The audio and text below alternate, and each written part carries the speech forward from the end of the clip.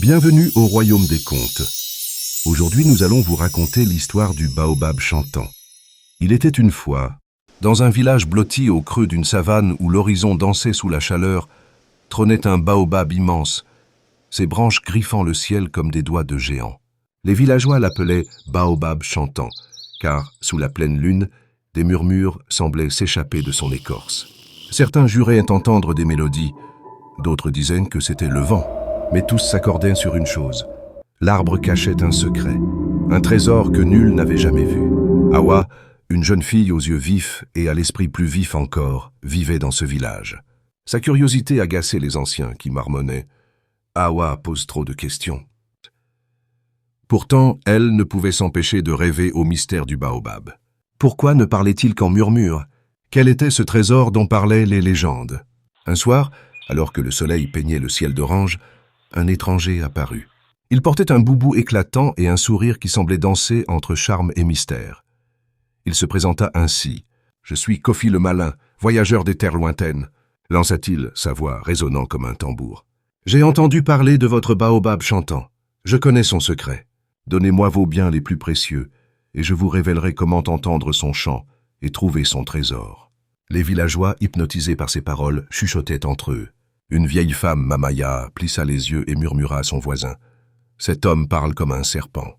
Ses mots sont doux, mais son regard est fuyant. »« Peut-être, » répondit son voisin, « mais s'il dit vrai, imagine le trésor. » Awa, cachée derrière un panier de mil, observait Kofi. Elle remarqua ses mains, qui s'agitaient comme si elles cachaient quelque chose. « Il ment, » pensa-t-elle, mais elle garda le silence, déterminée à découvrir la vérité. Le lendemain, les villageois apportèrent leurs offrandes, des étoffes tissées avec soin, des bracelets de cuivre, des calebasses sculptées. Kofi accepta tout avec un sourire éclatant, promettant une cérémonie sous la pleine lune. La tension monta dans le village. Les enfants cessaient leur jeu pour chuchoter sur le trésor. Les anciens, sceptiques, débattaient autour du feu. « Si cet homme ment, nous perdrons tout », grogna Baba Demba, l'ancien le plus respecté. « Et s'il dit vrai ?» rétorqua une jeune femme. Le baobab chantant n'a jamais parlé à personne. Peut-être Kofi est-il l'élu.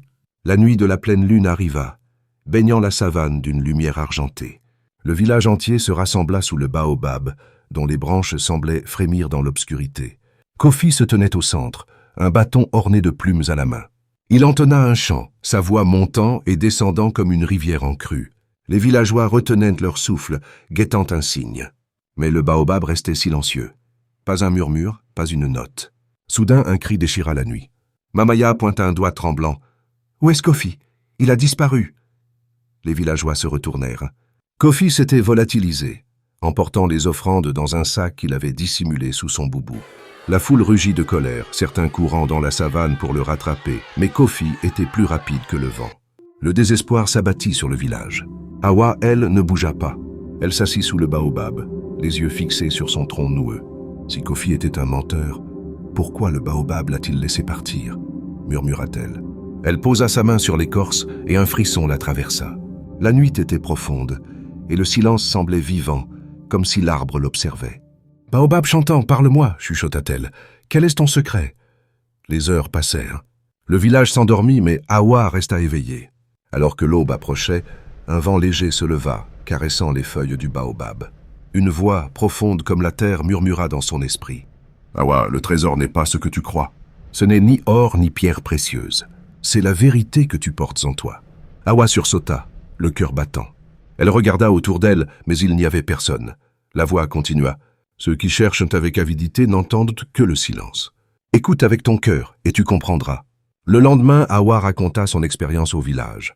Les villageois, encore amers de la tromperie de Kofi, l'écoutèrent avec méfiance. Mais Baba Demba, l'ancien, hocha la tête. « Peut-être la petite a raison, dit-il. Nous avons donné nos richesses à un étranger, mais le vrai trésor est peut-être ici, dans nos cœurs. » Peu à peu, les villageois apprirent à écouter. Ils se réunissaient sous le baobab, non plus pour chercher de l'or, mais pour partager des histoires, des vérités, des rêves. Et parfois, sous la pleine lune, ils juraient entendre un chant, doux comme une promesse. Mais voici le dénouement inattendu. Des années plus tard, un vieil homme revint au village. Ses cheveux étaient gris, mais ses yeux pétillaient encore. C'était Kofi.